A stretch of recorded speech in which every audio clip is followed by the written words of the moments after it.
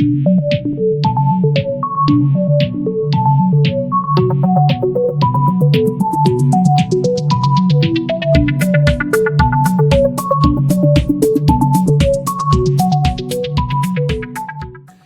now move on to the next session of the summit, sponsorship trends in the alcohol and automotive industry. And steering the session is Varun Khare, business head, live entertainment Paytm Insider. Varun has over 15 years of experience in the experiential marketing industry.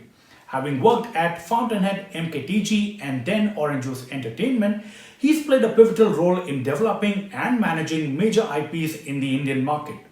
He's worked across live entertainment, including music, theatre, and comedy. And joining him on the panel are Udit Mediratta, Director of Marketing, AB InBev India; Sangram Sinha, GM and Head of International Business, Pernod India; Milind Shah, Head Brand and Experiential Marketing, MG Motor India; Rahul Pansare, Head Marketing Communications and PR, FCA India; and Darshika Singh, Marketing Lead, Yulu Electric Bikes. Thank you, speakers, for joining us today. And now, over to you, Varun.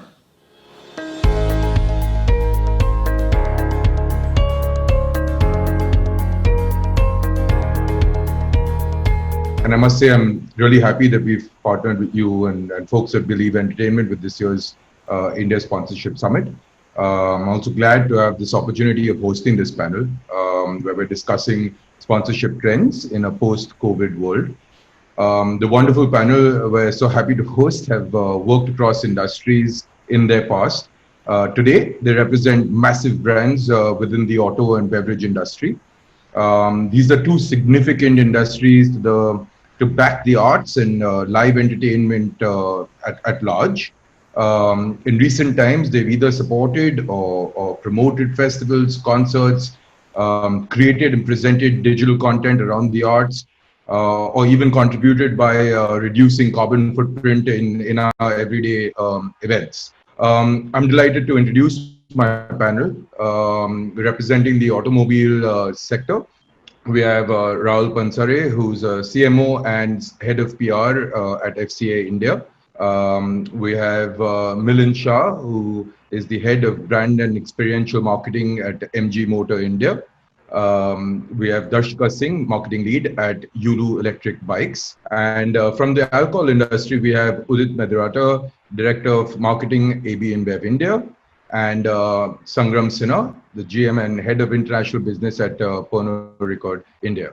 Thank you all for joining us on this panel at the India Sponsorship Summit 2020. So I thought we'll break this up into three segments so as to get most of your time. I think the first section, what I tried to do is to where we'd like to hear about how you're coping in these times. In the second section, maybe we'll spend a little bit on your thoughts on the current environment, how you're planning to deal with it, and perhaps get a sense as to how y'all are planning for the future. In our final section, I'd love to touch upon life when we're back to running at full power, in a sense. So without further ado, I'm going to dive into section one. Starting off with stating the obvious. It's been about 4 months since we've been hit with this pandemic. Things have started to hobble back.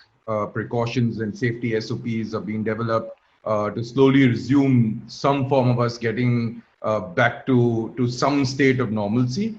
And I'm thinking all of you have kind of geared up to some form of a version for life in the coming year.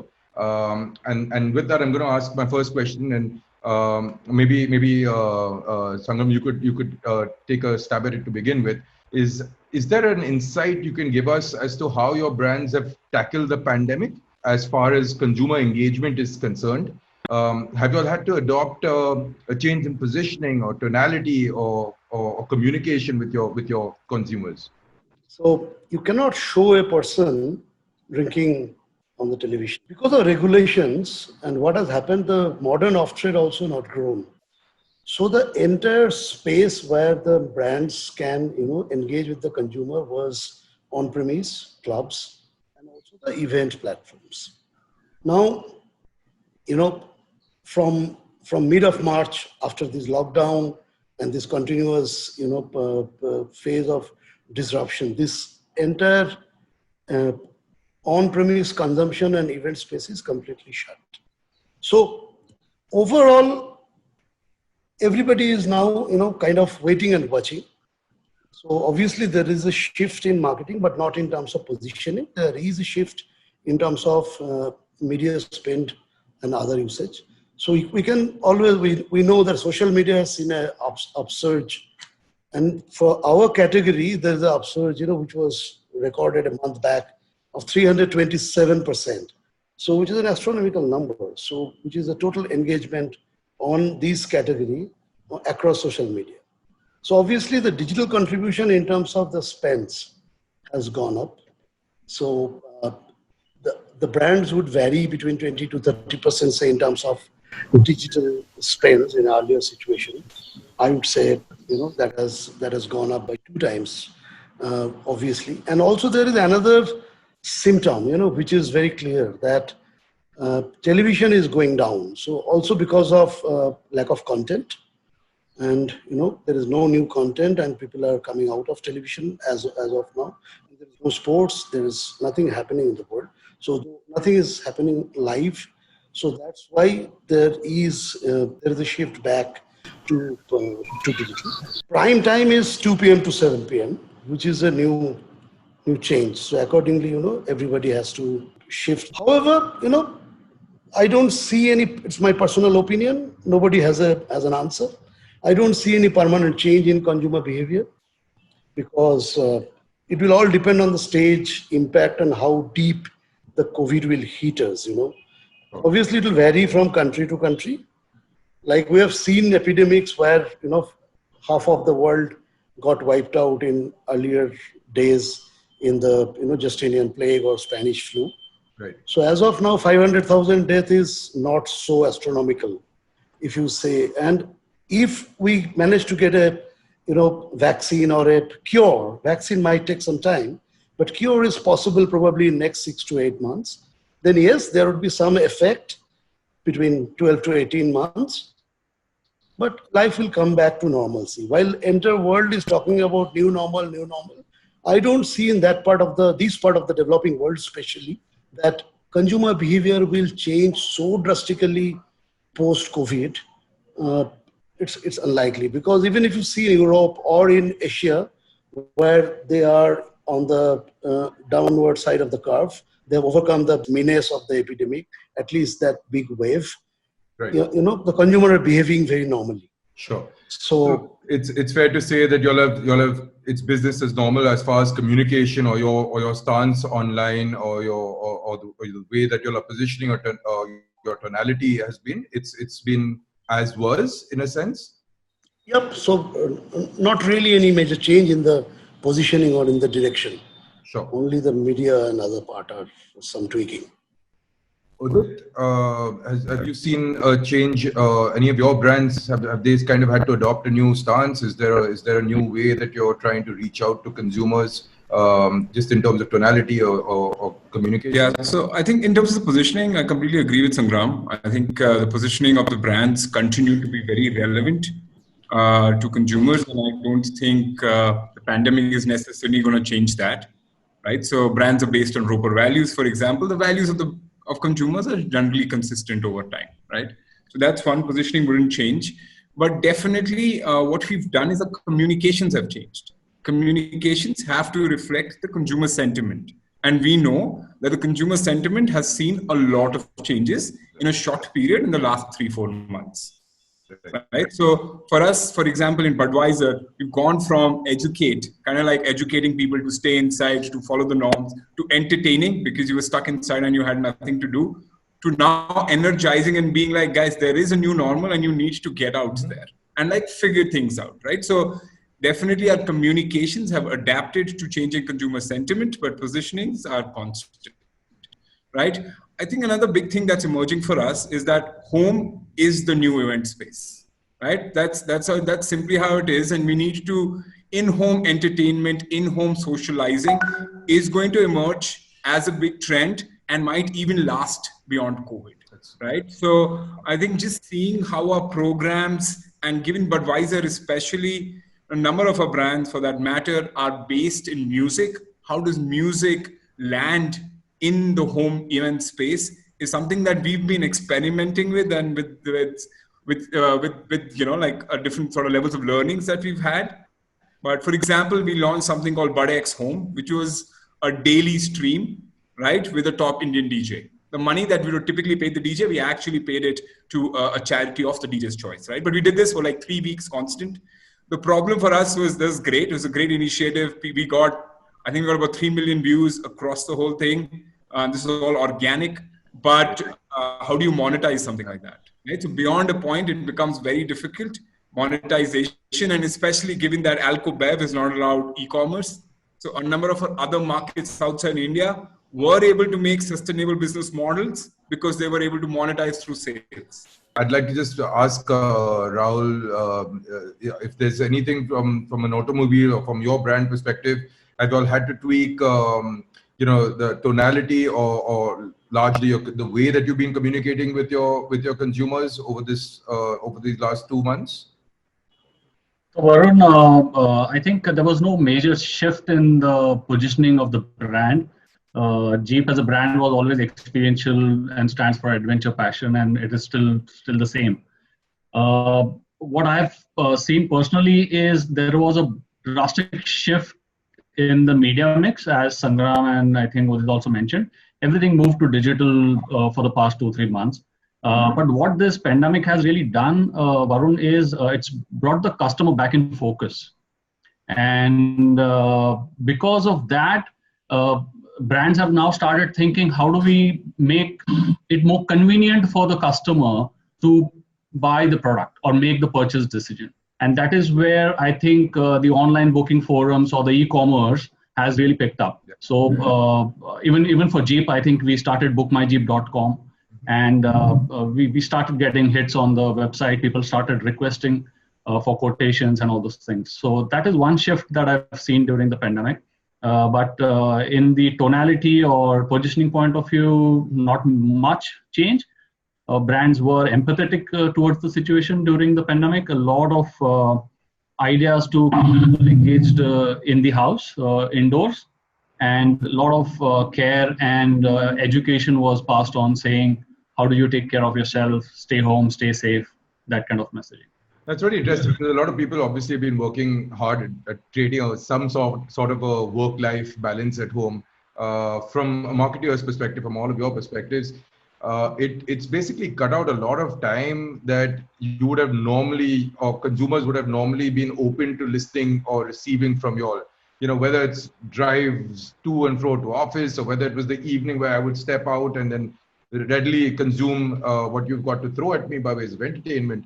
How much tougher has it become to connect or even reconnect with your audiences in a sense? Milind, maybe you can start off with that, and then we can touch upon other people's responses as well.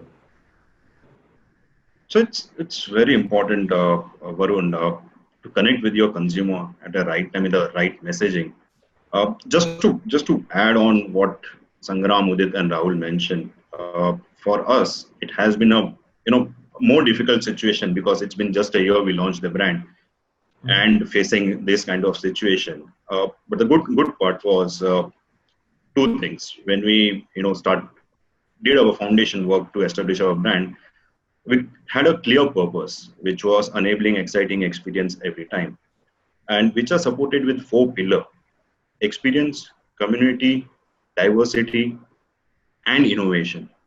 And if you know the situation, what happened in the last 3-4 months, which is the COVID time, only the focus area changed for us, on which pillar we should focus more. So our ideation was to focus more on community because this was the need of the hour. So in last 3 to 4 months, apart from doing our regular campaigns, we focused more on how can we support our community. So we have done close to, you can say, 50 plus initiatives, whether it's supporting our frontline commanders by sanitizing their cars, whichever brand it is. It's not necessarily they should be MG car, whether it's police or doctor, whichever car they own. So close to 40,000 cars being sanitized at our workshop. Uh, we distributed many masks, sanitizer, workline forces. In fact, we created internally a group which is called MG Seva. So within our company, we have a kind of a committee which are focused in doing such initiative, uh, whichever it is and whichever medium it is. For a simple example, we tie up with a ventilator company because innovation is one of our pillars. So we did a kind of a grant where people can come with their idea on how to make a ventilator, and we are proud. Like within few weeks, we developed 100 ventilator Great. with a company who Really was good. struggling to even develop 30 ventilators a month. In a month, they develop 100 ventilators, and for sure, we are supporting them more to take it up to 300. So this is what the MG, you can say, did in last few months. It's purely because of two things: having a strong foundation when we set up our brand with our brand purpose and pillar, and set up. And second thing is the culture, the startup culture. That helps us to make sure our consumer are well engaged and we are caring for them during this pandemic situation. Fantastic. Thanks. Darshika, can you shed some light as to how has it been tougher for you to connect or reconnect with your audience? Of course. So, unlike all of you, what you have said, I come from a background where Yulu operates on shared micromobility services. It's not that somebody can buy a vehicle one time, but it's all about renting these bikes every minute whenever you want, just like Ola or Ubers. So, of course, our business was really impacted during the lockdown because nobody was renting bikes because nobody was stepping out. Like you all said, the next event is at home. So, probably business perspective, we did not see any such thing. However, we did not go dark. We kept on communicating with our customers for sure, highlighting that we are working on a lot of things which would be helpful, that whenever we come back your vehicles would be sanitized. So we had to kind of change our positioning, like the form factor. I don't know, most of you are from Bombay, but you know, is a very familiar name in Bangalore. These are very unique bikes which you see, the form factor is very small, and all the while our USP was, with Yulu just zip the traffic, and it's like, a blessing whenever you are stuck in the traffic. With Yulu, you can zip it across. Right. With lockdown, obviously there's no traffic, so the entire USP is no more relevant because we cannot shout out on the same points, whatever we used to earlier talk about. So we had to pivot our business models too. Like Milind said, we partnered with a lot of companies who were supporting the Corona warriors for home delivery. So we partnered with companies like Dunzo, Swiggy, who were enabling last mile deliveries, and we kind of pivoted in that. With the existing customers who were our regular riders who used to use us for going to office or maybe running errands, we tried to be in touch with them digitally or through our app, and tried telling them the kind of initiatives we've taken. We kind of developed a tool wherein the customers can now see when was the last vehicle being sanitized. So we kind of kept on telling them we are working on safety features. We did have a lot of online community engagements too, wherein we interacted with our power users, and we wanted to spread this message across through them. So yeah, of course it's not easy. It wasn't easy during the lockdown, but yeah, after that we started our operations from 4th of May, and we are seeing quite a decent traction because most of the public transports are not available, and people have very limited choice if in case they have to be on the go. So this is what our stand was. Great, thank you.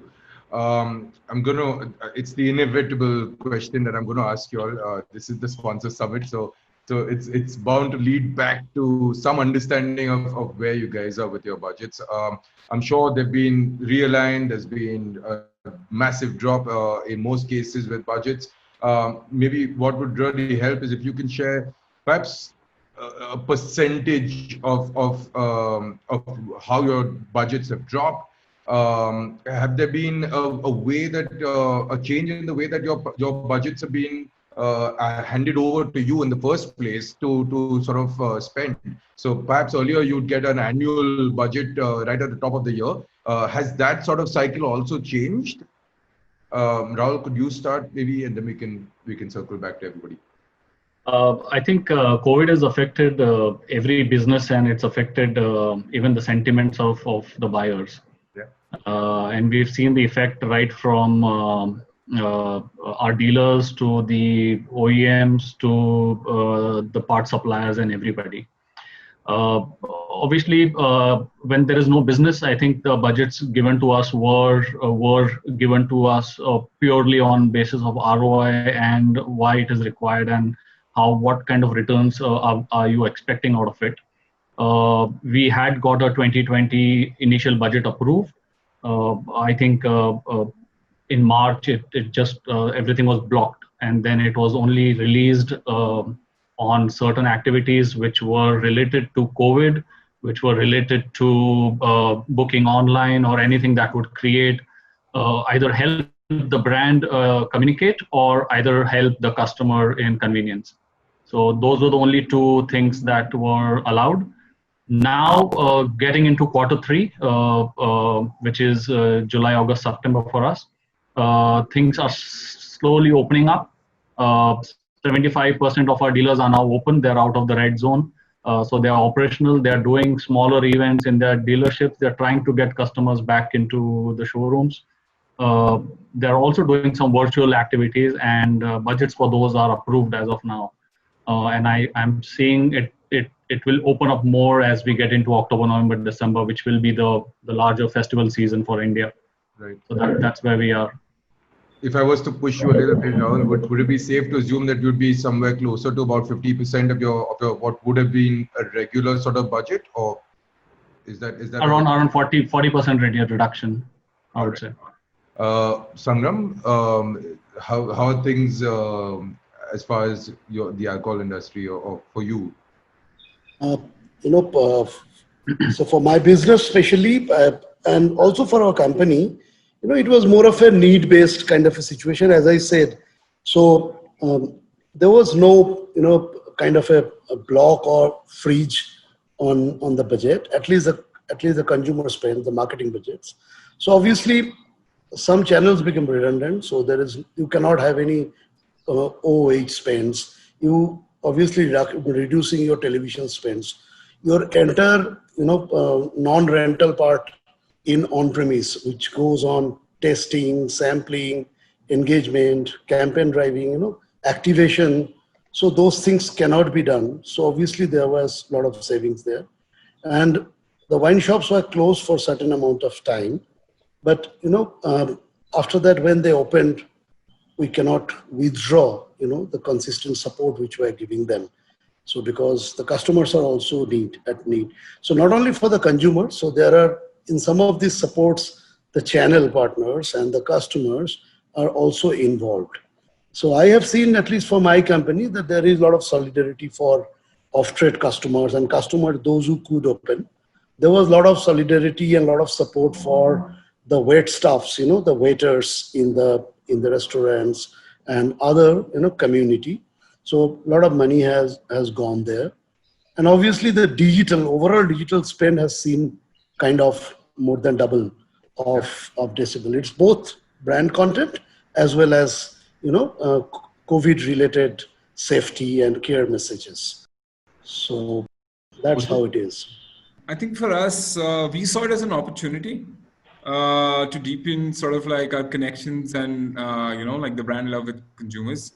It was interesting. I read somewhere that, like brands would be judged on how they behaved during COVID. Yeah. Right. And so for us, absolutely, like there was a chance that we saw an opportunity to continue to connect with consumers, but we had to do it in a different way. Absolutely. Budgets were lower. Right. So we adopted a more earned media approach, right, to obviously, heavier on social, but like how we leveraged earned media to create conversations around the brands, obviously taking in consideration consumer sentiment. Experiential, we've totally cut out. That's been one. We've redirected a lot of spends Would imagine, right? towards COVID relief. right? So I think that's another thing that's happened. Media budgets, we effectively, our intention is not to spend any media. Okay. So it's like, hey, yeah, on focus, but if we need to for that, spend a bit. So yeah, in terms of overall budgets, 30-40% lower at this stage. Yeah, but this is just the last 3 months, though. Sure. So, like you guys have been mentioning, that people are obviously have been indoors. You've had to tweak your focus, a lot more focus on the digital platform at large. Um, has it, in your opinion, created a little bit more of a level playing field, given the fact that everybody's on the same platform in the sense that everybody's focused on just digital right now? Um, Darshika, for you as a relatively new entrant into the market, do you think this has created a more level playing field where you can be heard perhaps a little easier than it would have been pre-COVID? Not exactly. Maybe it has created a level playing field, but then ultimately, when it comes to the final conversion or helping the brand, to achieve the end objective, like earlier we used to sponsor, say, marathons or fitness challenges, because we also have human-powered vehicles as well as battery-operated electric bikes. So there we could see a lot of synergies with the kind of audience which was coming offline. Now, with things happening digitally, of course, we can do a lot of stuff digitally, but then events like marathon and things like this, where we used to be prime sponsors, of course, we cannot have the same traction online. So we have been venturing out, doing something or the other with digital, but the actual conversion, ultimately, it's not helping us. It's just helping us with some branding objective that's being done. That's all. But say, for example, if I have to quantify the same thing, having our bikes placed in a marathon, or some big scale event like this, wherein we give free demo rides, that used to help us with a lot of app downloads, which probably if I put up a digital campaign would cost me a lot higher than the kind of engagement I used to get there. So that's one thing where I feel that it's kind of not helping us so much to achieve the goal. Rahul, on the flip side, as one of the larger brands in your industry, this perceivable level playing field, does it work against you or against the larger brand? No, I don't think so. I think it's a great opportunity for everybody. I think I don't see it as a problem or anything. Milind, you'd like to add to that? So first of all, Varun, see, there is no level playing, field right now. See, both the mediums, I would say, whether it's digital or experiential, Right. both are evolving right now. And to be honest, it's even people are evolving, even brands are evolving. There are stages in, you can say, a journey. So have we reached a stage where experiential is done and digital is the new? I would say no, because see, this situation is just arised. It's not that it was a planned situation. Of course. So no one knows how to react to this situation. So everyone is trying to do something or the other. So during this evolving situation, see, digital has been focused from 2-3 years, to be very specific, for all the brands. But the you can say the objectives are totally different from digital medium, and objective from experiential medium are completely different. And if you say both the objectives can be achieved from digital, I would say completely no, because till the time, it will take another 3 to 5 years for sure.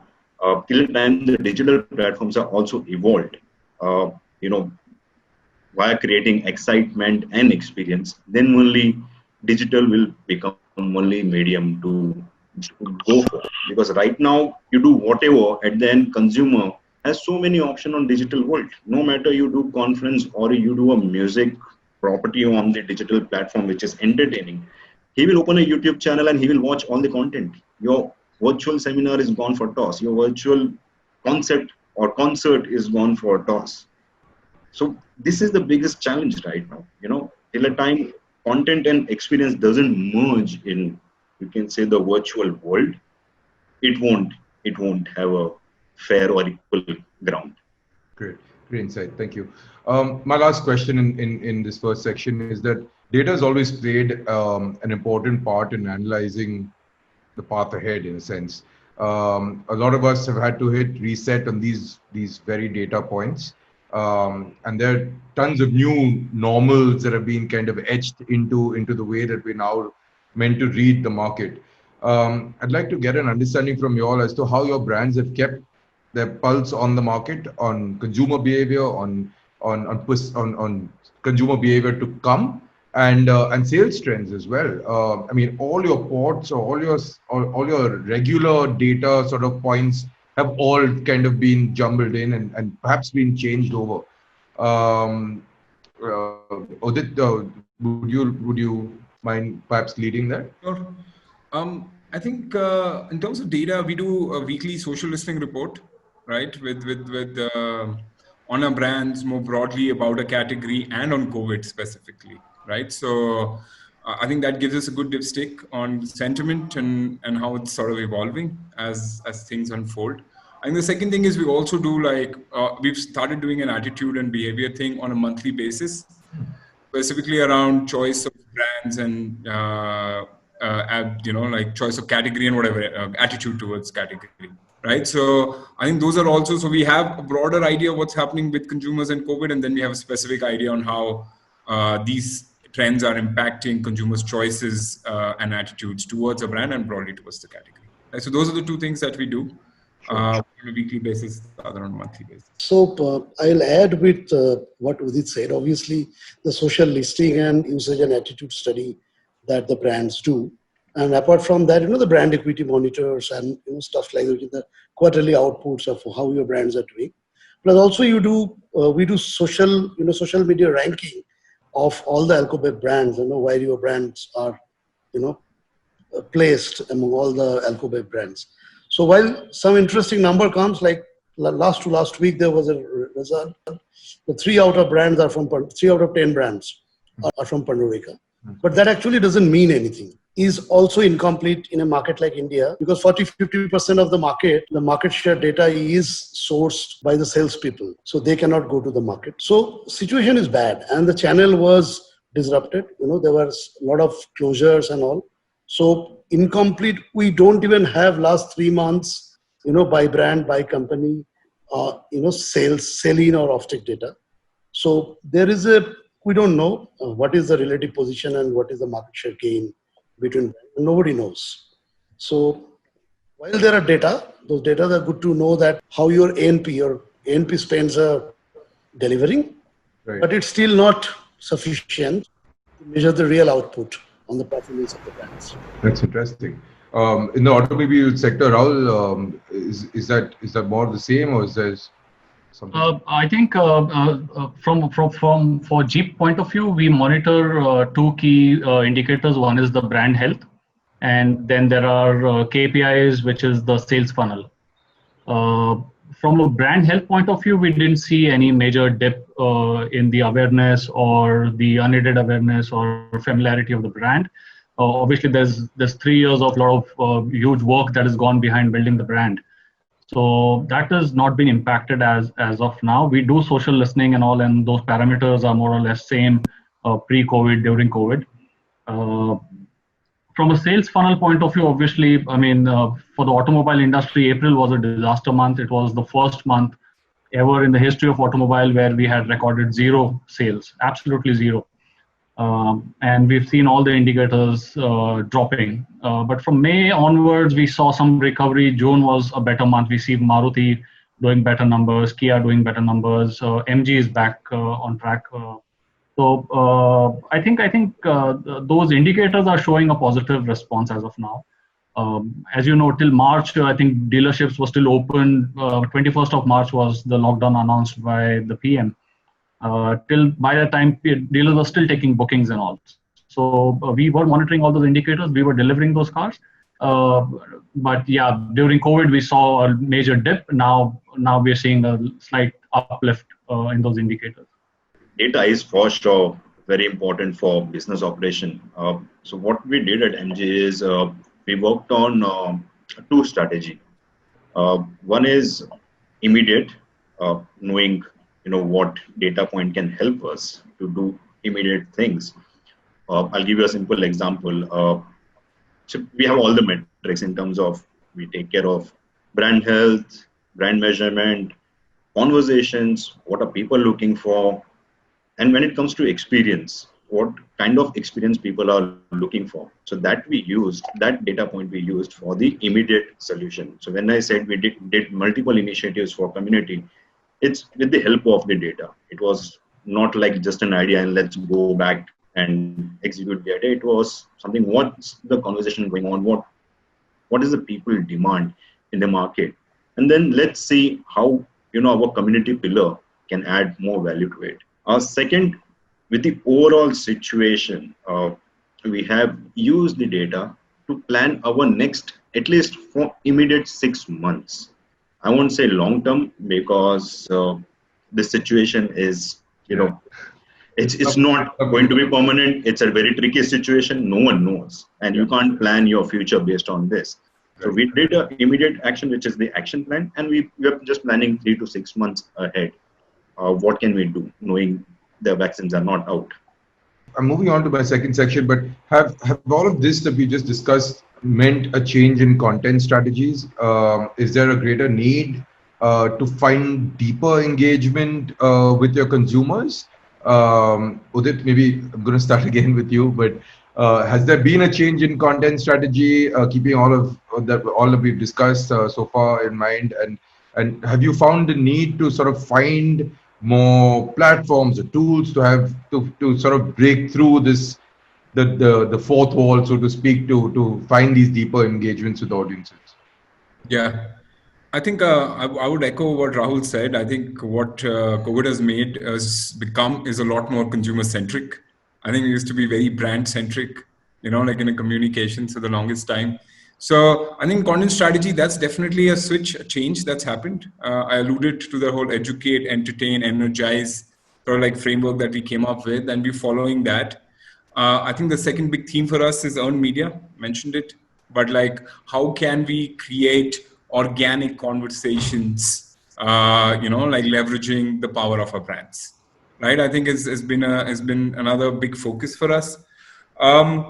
I think again, to what Milind was saying, yeah, and this strategy is what we're using till end of this year, end of this calendar year, because we are hoping Q1, or what we call Q1, calendar Q1 2021, things will be back to normal. At least that's how we're planning for All it. okay, I can assure you. Yeah, so yeah, I think that's a strategy, and a plan right now is to, in 2021, to go back to our original, what we call 1 year plans. In terms of communication, I don't see much of a change in the content strategy. However, yes, there is one critical issue in our category, that whatever you do, the alcobev is consumed as a it's not only just a consumption, it's an immersive experience. So people consume alcohol as a bond and connect. So people like to meet their friends, and they will have a drink, they will have a bite. So unless this human touch is missed out, which is the premise of drinking, the experiential part, and the clubs and the on-trade and the nightlife, then that's a clear limitation. So you can propagate your brand at whatever decibel, but unless that part is missing, because it's alcohol, it's more about experience. So that's a clear gap which we'll have to live with and wait for the normalcy to come back. So I think we have to persist with the content clarity and not deviating from the core ethos of the brand. All of you have either sponsored events or created and owned your own IPs. Most times it was a combination of resources available, or maybe a combination of your awareness versus engagement metrics that usually meant that you would lean towards a particular side, whether it was sponsoring or perhaps owning and running your own IPs. Um, has the current environment kind of tipped it in another favor or tipped you in a particular way? Would you rethink owning or would you rethink sponsoring and go the other way? Milind, maybe we could start with you. Uh, it's a very, very interesting question, Varun. To start with, it's a pause button, to be very honest. See, there is no real, or you can say current answer whether we will sponsor right now to our property, because knowing the situation, on ground experience are going to be difficult for another, at least till December. Sure. But again, as I said, it's a evolving journey for brand and for the IPs. Earlier the brand used to look for, you can say, visibility of logo or the present whenever they used to do any IPs. Right. Then later on, the stage was engagement. After visibility, brands were looking at how to create more engagement on ground. Right. Then later on, it was experience, right? So people looked into visibility, engagement, and experience. Now, I feel after the COVID situation, the fourth phase will come, which is, I think, few brands already started in past, which is on two important C's, which will lead to the third C. The first C is the content. What content you can curate, which is on ground, which can be taken online, which delivers experience. Second will be conversations. The content which is created has delivered experience, which leads to conversation in multiple medium, which most of the people will be interested. With this help of 2C, how we can go to derived commerce.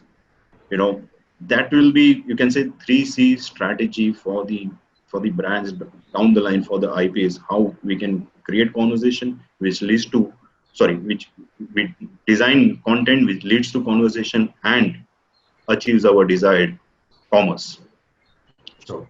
Yeah. Rahul, your take on you. I mean, we've seen Jeep do so much in the past. Has this kind of shifted? Yes, and I'm going to add a little bit to what Milind said. It will mean some will go into digital events, into the digital landscape, and some will mean perhaps towards the end of the year in smaller scales, or hopefully in the first quarter of 2021 could even mean live events. But at this point, looking forward, let's say in the next 9 months or so, has it kind of tipped the scale one way or the other to sponsor versus owning your own IPs? Varun, Jeep was always very heavy on content. Right from the day we launched the brand, we always relied very heavily on content, and content which was created from on-ground events. So you spoke about creating our own IPs. We have around 4 IPs which we've created in past 3 years, and each one of them are pretty strong in their own spaces. We just released one content under the umbrella of My Jeep Story. So My Jeep Story basically talks about the stories of our customers and the real life stories who live a very unique life, which we call the Jeep life. So content has always been a core pillar, and I think it will remain that way. In terms of sponsorship, Varun, the way I see going forward is we will obviously keep investing on our own experiential IPs. So we have Camp Jeep, we have Jeep Trails, those are our own IPs, and we will keep investing on that and obviously have content created out of them. We would still be looking at sponsorships, but obviously probably not at the same magnitude as we were doing in the past, provided the on-ground events are back and people are ready to go out and experience those events.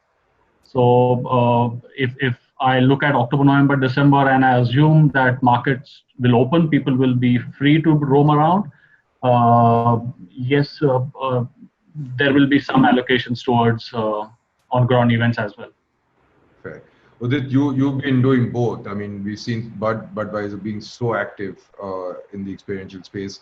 Like I said, I'm adding in the bit that you guys have already started doing with digital events as well. Keeping that entire ecosystem in play.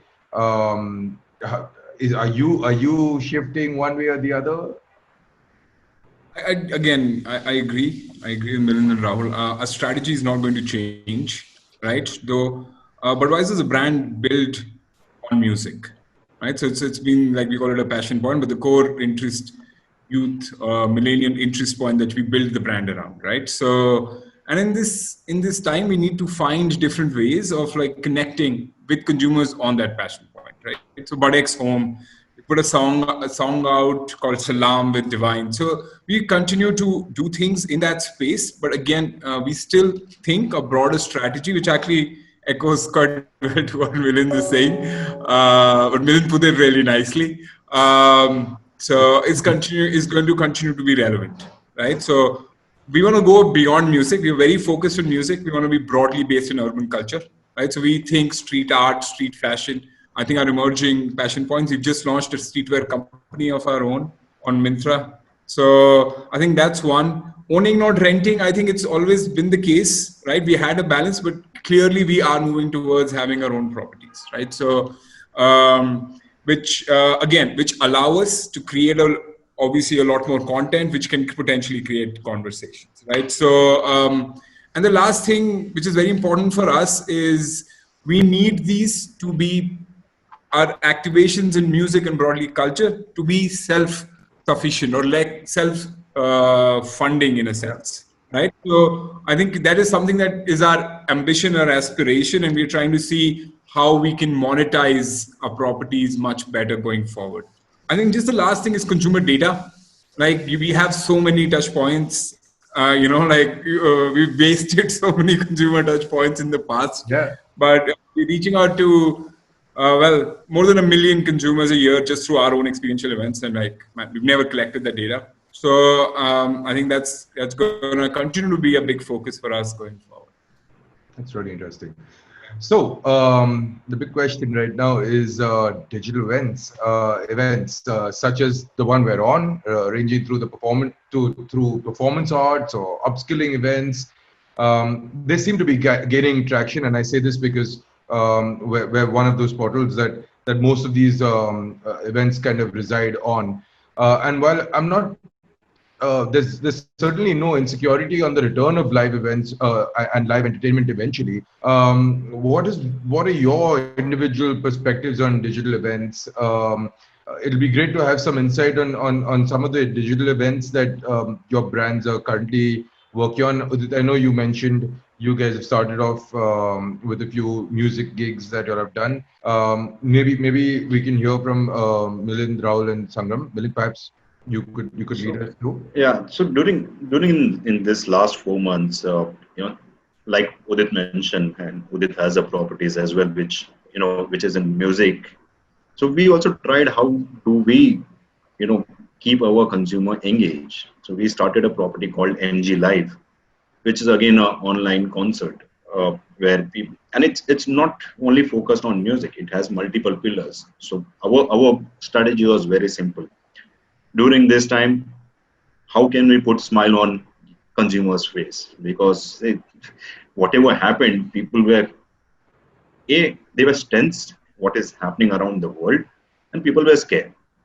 So idea was how we can make sure that people forget those things for some time and have a smile on face. So we created that property, which did well. But when you have to compare with it on ground, Varun, if on ground and online property has been compared, see online there is a content, I agree, but there is no excitement, which you can get only from the you can say on ground events, specifically by meeting people. The virtual world has given that opportunity to talk to different people, but I think it's somewhere restrictive. It doesn't create that bond between two different individuals. What an actual on-ground event can do. So, yeah, I would go with that. You all lent into digital events in any form at this point of time. Can you give us what your perspective on digital events is? So far, doing webinars somewhere with the ULU's integration into those. Mostly, it's more of from the PR perspective, I should say, not directly connecting with the exact core brand values. As I said earlier, also, and I totally agree with Milind that digital lacks a little excitement and enthusiasm. What could be done offline? So I am with him and agree to the same same point. So far it's been very, very limited with subtle integrations only in webinars. See, it will help the informative properties to grow. For simple example, few of the product launches done virtually might be convenience to both. One is for the brand, second is for the user. When you talk about the media fraternity or the user sitting at office or home, you can see the product launch. Then why to go to actual press conference or the event? So yeah, sorry, Rahul. Go ahead, please. No problem. So Varun, for me, digital events it sounds like a bit of a compromise, to be honest. I can't imagine a Jeep event going digital for sure. We love to wander, we love to go on trails across rivers and mountains. I don't see that happening on digital any which ways. The biggest problem apart from what Dakshika and Milan said, is I think digital lacks the realism. One is for sure, but I think digital cannot communicate the brand culture, right? The core message of the brand, the purpose of doing on ground event is to invite people, give them an immersive experience of the brand, show what the brand stands for, demonstrate certain capabilities and performance related things, which a digital world is still not capable, is what I feel. There might be options available. I have not come across them so far. But if a brand stands for a certain thing, a culture, I don't think that can be transmitted through a digital event. So that is my take on digital events. Investing on digital events is still, I'll have to really think about it twice before I put my money on them.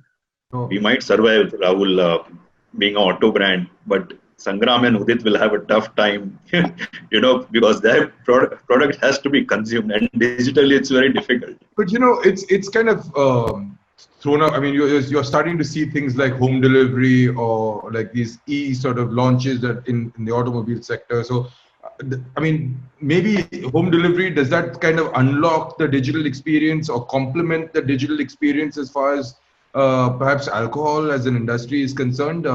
Sangram, before we go into Udit? Alcohol is still restricted. While there are a lot of talks about home delivery, couple of states, as a very restricted manner, while they have started, but there are a lot of excise related and regulatory constraints of control and other parts. So that's why I personally don't see that our government regulations are so progressive. They have never seen this category as a responsible category, which should be treated properly. So there was always a lot of, excise imposition. It has been seen as a money generation avenue and as a taboo.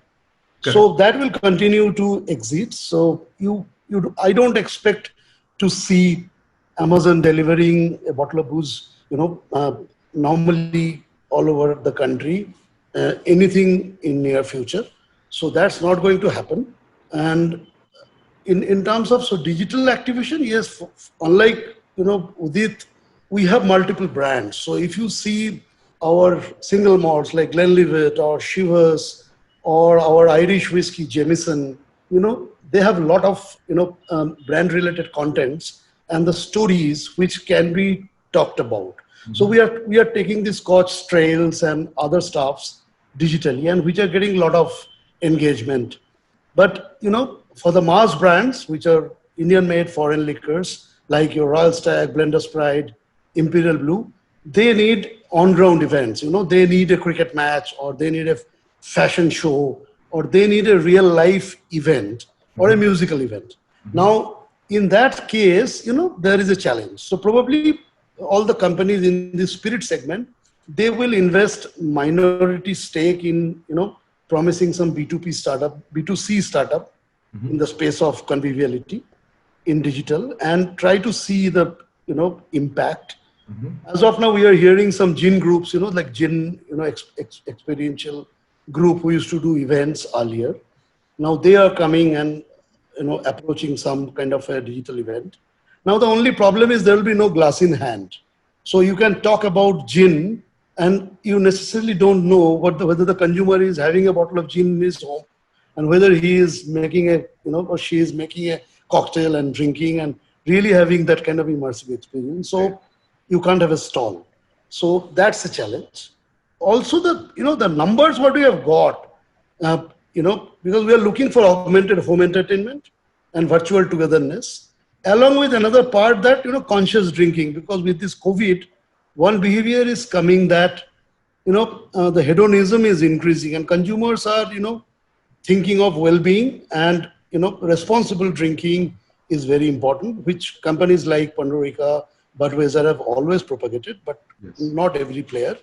So in a country like India, we have a bigger responsibility to talk about those values, that it's for refreshing, it's for bonding and connecting, it's not actually for getting high. So that kind of content we are trying to see, and the numbers we are seeing that some of the digital events, I mean online gigs, are getting lot of numbers, like crazy numbers, like more than 1 million engagement happening. But how much of that can be monetized, yet to be seen. Udit, something you want to share with us? You've already hit the road running in a sense with digital events. What's your experience been? Yeah, so digital events, I think, from an events perspective, we've sort of like dipped our toes, and we tried it at the beginning, but we weren't able to scale it at the point simply because we couldn't find monetization models, right? But I was speaking to a couple of music promoters in the US, and things are changing there. Like, for example, in the US, people are used to paying for sports pay-per-view, right? And I'm hearing, and he was telling me that they were trying to do some activations where we do the same thing for music, and there have been examples of people actually paying to attend like concerts virtually. He says there were some interesting things around, smaller groups. Like, imagine if you sold only 100 tickets, right, for a concert, right? So I think there are interesting things that could potentially be done. But again, there are a lot of limitations. Like, for example, a big part of us is consumption at these events itself, which can't be done. I'm a little more bullish than Sangram on e-commerce, right? So I think if it happens, it'll be the silver lining for the industry from COVID, right? Because, and Sangram knows, we have 80,000 points of sale in India, and that's it. China has 10 lakh. Wow. Right? So that's the difference. And this is 10 lakh alcobev, huh? not just beer, right? So I'm saying, yeah. Sorry, go on, Sangram. What do you say? So we have a democracy, so that's the challenge. So you need to think you need to take care of the vote bank first. Yeah, if this becomes a big tax driver in Sangram, I was just in a regional performance review, and Swiggy in Bhubaneswar sold 11% of the total sales in last month in alcohol. Right? So Odisha, West Bengal, Maharashtra, some places where delivery has been allowed. Yeah. Like, if that, and this is just the starting, right? And Bhubaneswar isn't exactly the big tier one city, high sort of like e-commerce adoption. Yeah. So if our democracy allows and our governments allow, I think this can be a big tax driver and a big opportunity for the alcohol business to unshackle ourselves from this limited distribution model that the government's forced on us. That's a great point, and I agree with you, Udit, that I do see that in your case, like things where home delivery, for instance, opening up, could kind of bridge the gap between what your sales numbers were prior to COVID and perhaps where we are right now. Is it do you think it's equally sort of possible in the automobile case, Rahul, where the sort of last mile delivery or the last mile closure is something that can be achieved digitally and come back to where your original sales numbers were, in a sense? We've taken some steps towards it, Varun. I still find it very difficult to imagine a car being delivered without the showroom or something like that. There are deliveries happening at the doorsteps. I'm not saying no.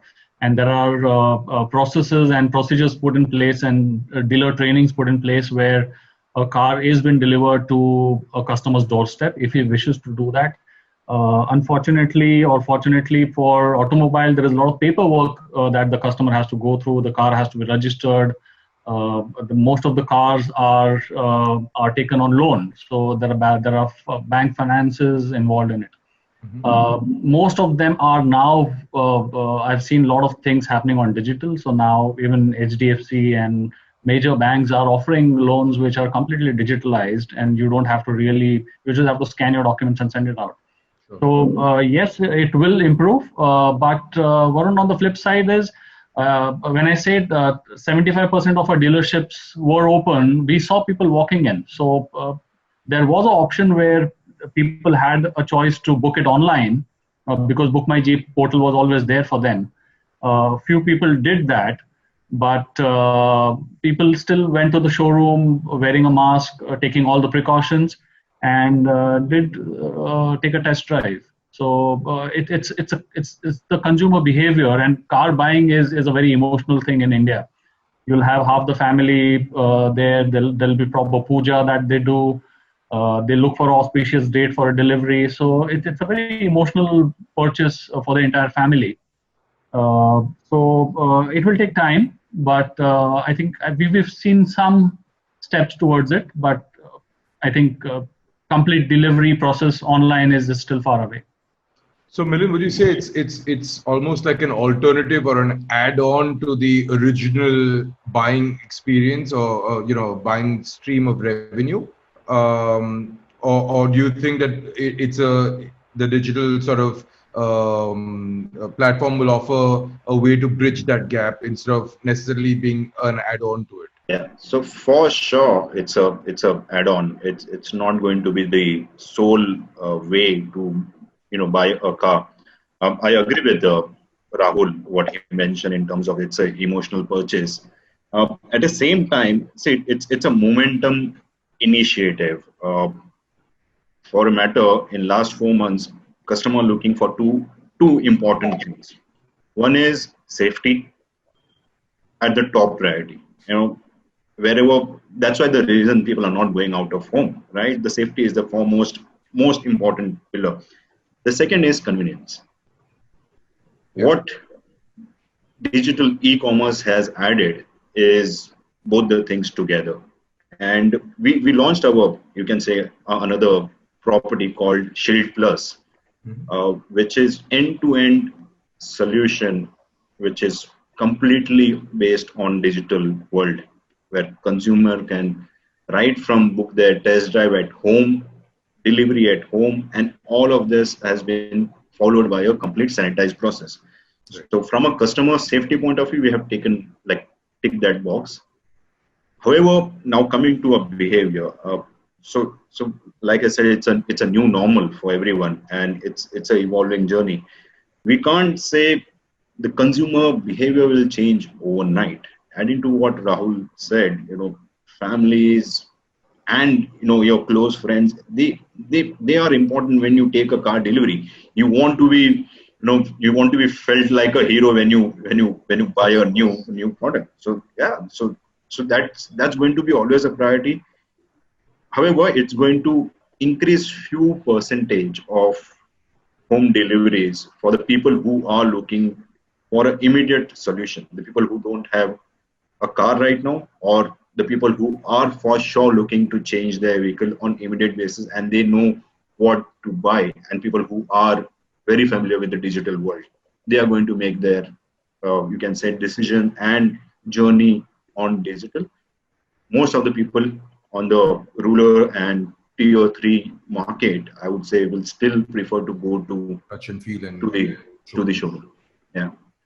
Darshika, yours is primarily a digital first, acquisition as far as the consumer is concerned. I mean, he logs in, he finds his Yulu, and then gets to it in a sense. So all of this is obviously working in your favor. How are you seeing it? Is it going to give you quicker growth in that sense?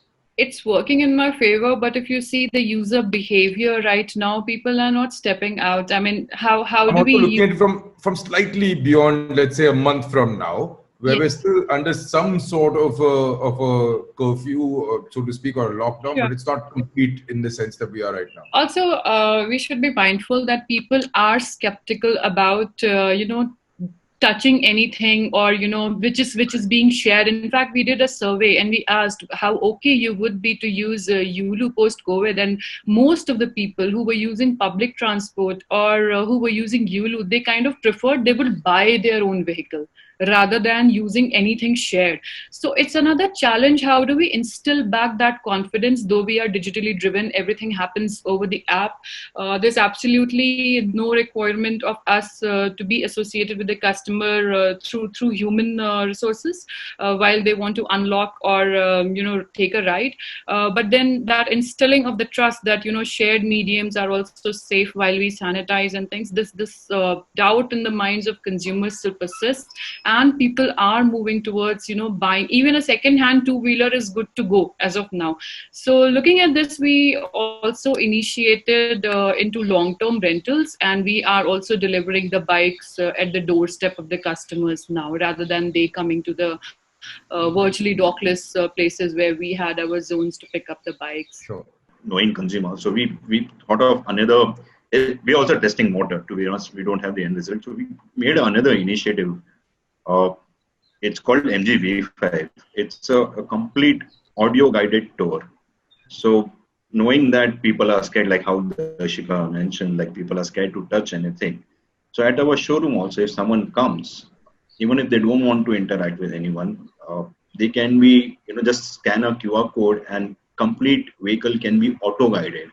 So we have made that right now, and we are testing the water. And if this works out, we will be going into phase 2, phase 3, which will have audio as well as video, as well as taking in directly to e-commerce.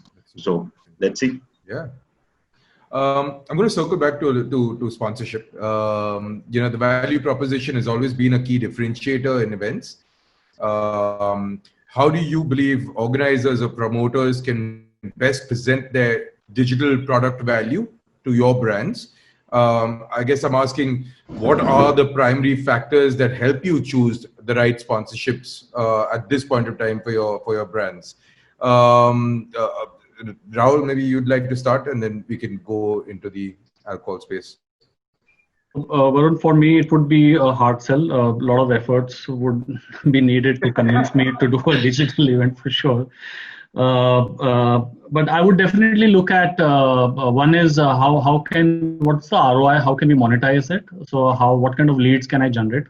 So I look at events from 2 point of view. One is obviously the ROI in terms of how many leads and how many test drives or probably conversions that I can draw from there.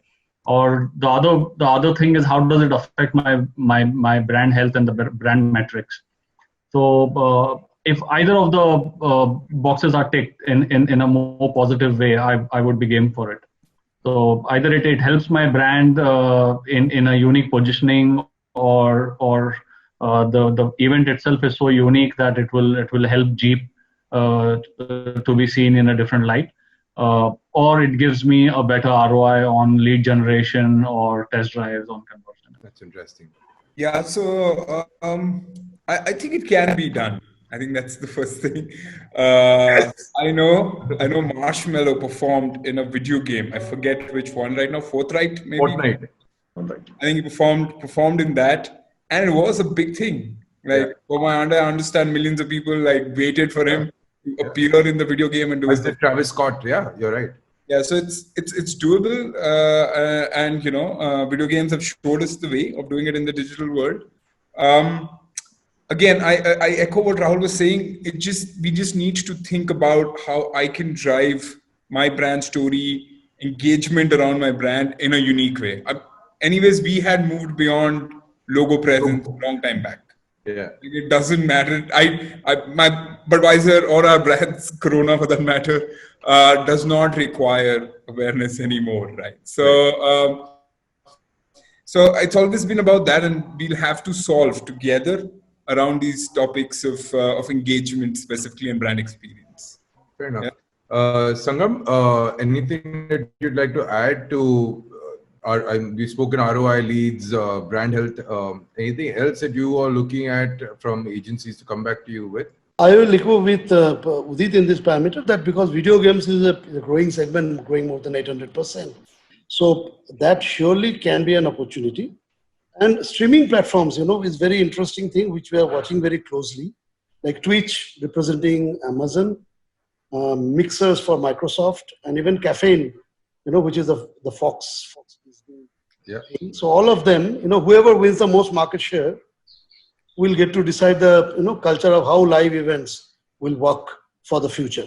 So that is one part. Now, only thing is that the monetization part is not clear, and most of the alcobev companies are not being able to link the glass in hand and the consumer engagement part. So that's the challenge. However, there are great things like there is a platform, global platform around the world, online event platform. So, they do cost structures. Their cost structure is also simple, 25% of the ticket sales in exchange of, what it provides to the organizers. And from templates they create to ticket sales, everything via Stripe, streaming enabling social interactions throughout the event and helping organizers follow up the attendee afterwards. So that kind of a thing around the world. When they have created a program called cocktail parties. Mm-hmm. Cocktail party is of around the world. He asks every event attendee to create a video profile, and that can help inform other attendees about who they are. Right. So without any identity getting shared. So you can very clearly, connect with another person and interact. So while you are enjoying the same streaming. So that's an interesting piece. And we have seen, some of the events like, Lindsay Sterling was performing, and it had more than 400,000 live attendees. Some of our brand was kind of sponsoring, while we couldn't monetize it. So all these things are in place. So if it gets extended beyond a certain amount of time, so if it's not get over before, per se Diwali or Christmas in this season goes out, right, then probably we'll have to venture out in those kind of options. But till then, I think the spirit brands will try to hold back and do conventional stuffs, talk about brand stories, Scotch trails, and stuff like that. Will not get into so much into experiential, things, because both virtual reality and augmented reality is not so widely practiced in India today among our TG. Sure. Just would like to get some sense of an understanding from you all as to, I'm sure you guys get flooded with 100 odd sponsorship proposals, perhaps in the real world, in a sense. Talk us through how you all arrive at zeroing down on, let's say, a few of them, and how tough is it to sort of sift through all of those? Because I'm sure everybody who's approaching you with stuff has put in a basic amount of work that ties back to why you should be involved in it. But I mean, surely it's tough to deal with 100 odd proposals a month, right? How do you all do it, Milind? So it's a tough situation to be. But Varun, there are two strategy, which I think most of the colleagues on the panel right now will be facing, living. I think Udit and Sangram, their pockets will be deeper. When your pocket is small, you are very focused in terms of every penny spent. So you pay double attention in where you're going. It is for all marketer, to be very honest. We always have a Bible, which is our brand Bible. So when any proposal comes, so for us at MG, what my Bible is, the brand purpose and pillar. When any proposal comes to me or my team, we can say we go back to a Bible and see if this fits our brand pillar. It's not necessarily it fits all 4 pillars, but if it fits 2 or 3 pillars, and it makes sense, it's delivering the brand purpose, then we narrow down to saying that, okay, let's go ahead and start thinking on having a conversation with the party and take it forward, and how we can deliver the experience to the end consumer. However, I somehow agree with what Udit mentioned, saying that yeah, it's possible for the digital world also to create IPs, but it's not going to be challenging for us, like for brand. It will be challenging for the agencies. See, they have to completely redo in terms of how they make the proposal. See, on ground and digital, everyone knows when the digital is 1 rupee, on ground is 10 rupee. Now, when you come to IP proposal, which is a virtual IP proposal, agencies have to think on two important things. One is what should be the sponsorship, you can say figure or the proposal, and what brands are going to get. Visibility, awareness, leads, gone those days. I'm telling you, that will not turn the deal positive any day. Like Udit also mentioned, and I'll go back to the 3 C's which I mentioned earlier. Till the time there is no content which is leading to conversation and leading to commerce, virtual events might not have a hold down the line. The inbox is always flooded with a lot of proposals, but choosing the right one is not really difficult, to be honest.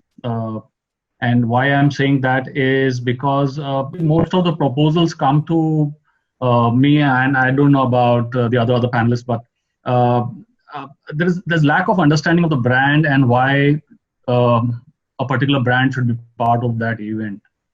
As Udit also mentioned, that we're far away from logo presence and a display or something like that.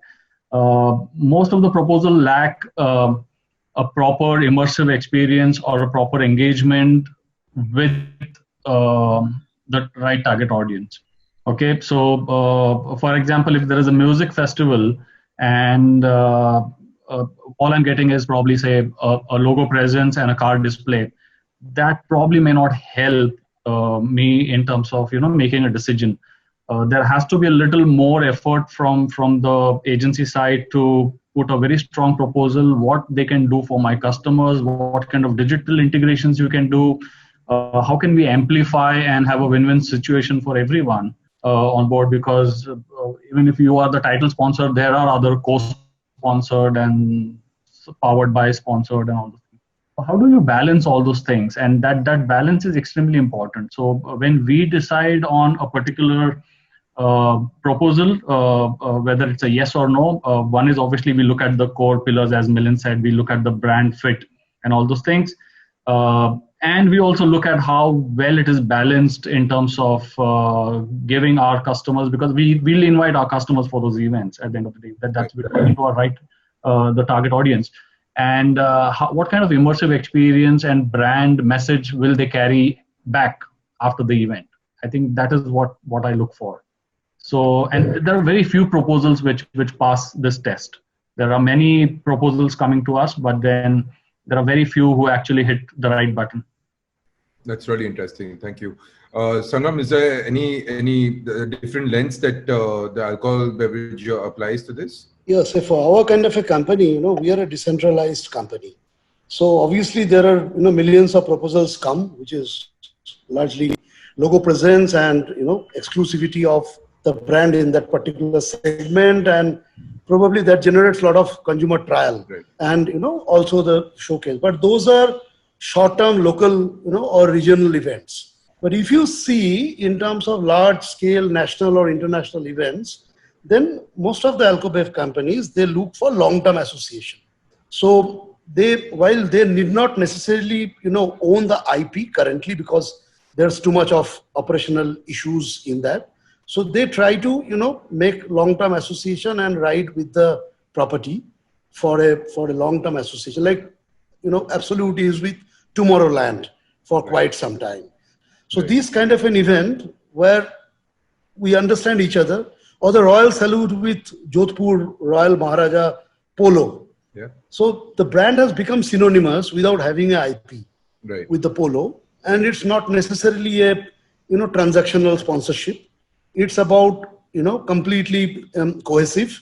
So where the brand team goes, interacts with the consumers, interacts with the people over a dinner, and it's more about experiential for the audience as well. So they create kind of a synergy and take it forward from there. So in those kind of events are not really, many which you really have to choose from. So those kind of events really not A much. So lot as a easier. marketing head, I'm very sure as a marketing head, you just have to reject most of the things or pass it on to your region teams, Love how for everybody's got a smile on their face right now, but yeah. no. So I believe Udit also will agree with me that most of the large scale events which he has to take decision about are long termish, but short events are tactical. About trial generation, sampling. So those things, the head office don't take a decision. Those decisions are normally taken by the region offices. Completely agree. Yeah, we get only into long-term agreements, and these tactical partnerships are not dealt by us. We pouring rights is what we get, and yeah, we let the region teams handle that. I just add two things. When we do long-term, we also ensure we co-create the experience. We will not come out as an associate sponsor. We will not be one of those. We want to own the experience, Sure. right? The people need to feel that they came into a Budweiser experience, and that's why we normally do it, or a Corona experience for that matter. The second, for us, what is becoming a lot more important is geographic reach. Like, how do we get out of the metros? Like, all the experiences are very focused on the Mumbai, Pune, Bangalore, Hyderabad, Delhi. So for the beyond the metros experiences that we can co-create long term are ones that are of interest to us as we obviously scale our brands in the country, right? So that's the other factor. Darshka, how? I mean, I'm sure you're starting to get flooded with these emails now, looking for associations or money. How tough is it to sift through, and what are you looking for?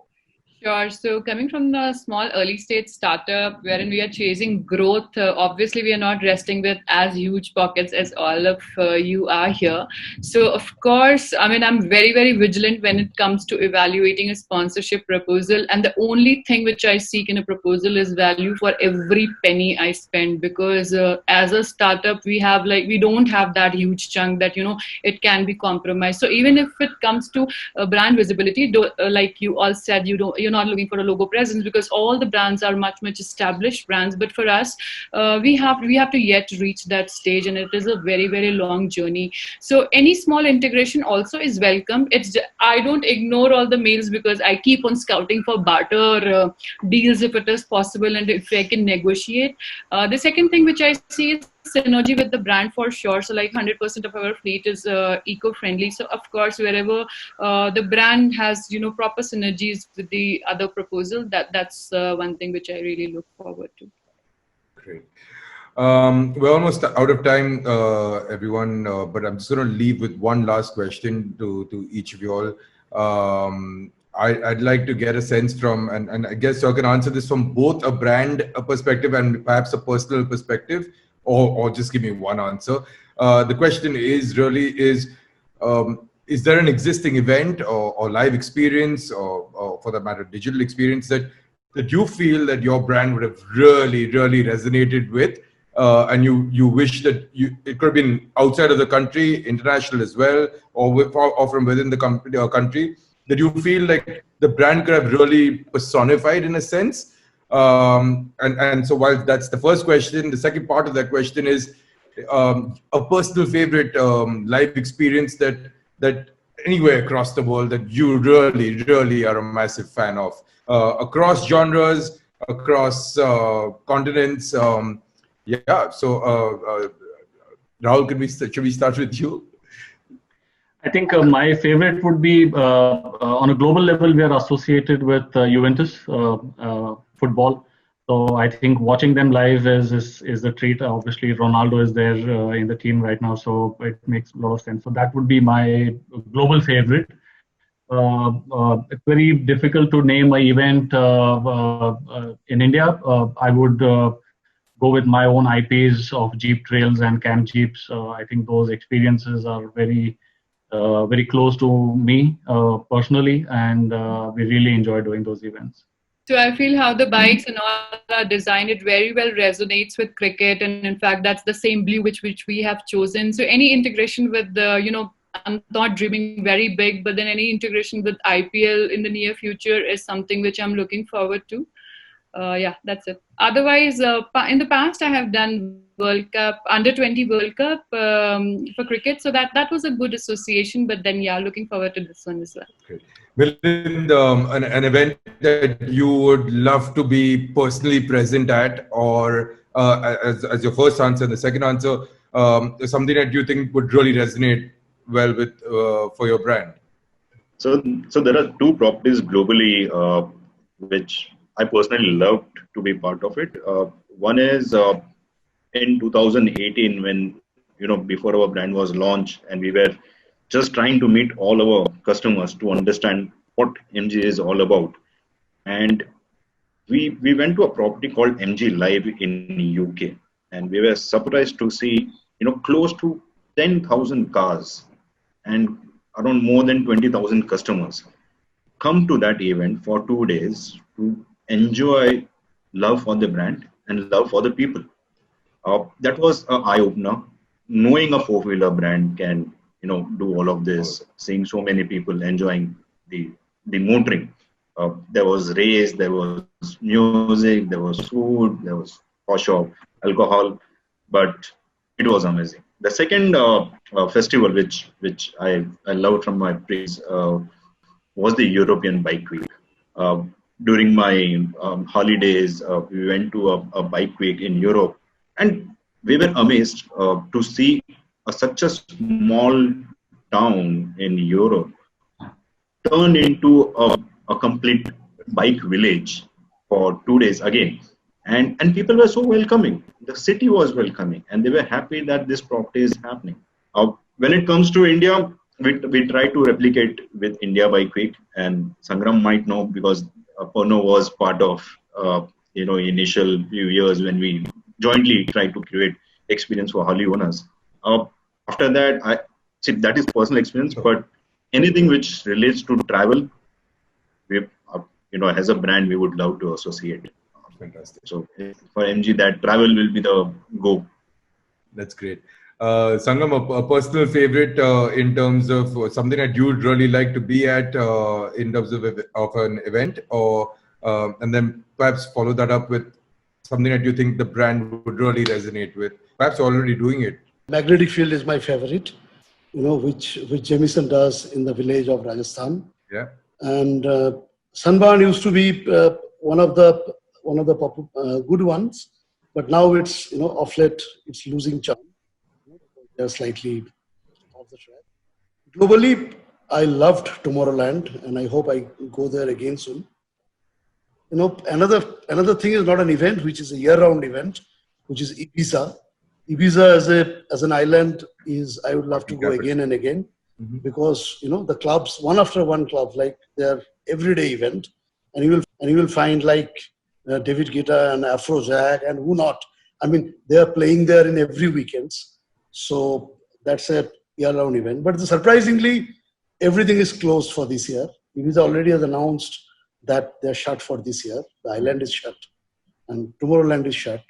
So I don't know. I mean, while virtual things which are reality, why did these properties didn't think of running it without an audience and propagating it through virtual space? And instead, they decided of shutting it down. That's a question. It'll be interesting to see if they review that. Once one understands. No, because for us, if you see, the challenges for us, it is more about resonating with the brand and marketing. But for them, it is the whole reason of existence. So it's like if IPL, if they play without audience in the stadium, without spectators in the stadium, still they show it in the TV and make 70% of the revenue, it still does make sense. Yeah. So is the situation of Tomorrowland and other events. Right. But all the events till date, only those who are dated in October and all, even Oktoberfest is closed for this year in advance. So I'm very, I'm watching it out, and I'm very skeptical that how soon this COVID will go out and business will be back. We'll leave you with your happy thoughts of the various places you've been and hope to still be there. Udit, I'm expecting so much from you. Talk to me about personal preferences. And everywhere that I have wanted to go or have been. So Tomorrowland, I had the good fortune of being in Tomorrowland last year, and the tent area. We had our own tent area. Used to have our own tent area in Tomorrowland. So for me, that's definitely a great experience. My favorite. I think Burning Man for Budweiser, I think would be a really cool one, but they don't really believe in brand associations. But I think it's a great match for what we stand for in Budweiser. So would love to be a part of that festival or bring it to India for that matter. Thank you. We can clearly see that alcohol and music goes hand in hand. Look at the smile on Udit's and Sangram's face. That would be a dream for all of us concerned. Yeah, To have So this is smile of hope. really. Inshallah. Yes. Listen, thank you so much for your time, all of you. I think we've managed to share so much with our audiences today. It's been a pleasure speaking to every one of you all. I do hope to meet all of you once things are back to normal and we start getting back to office.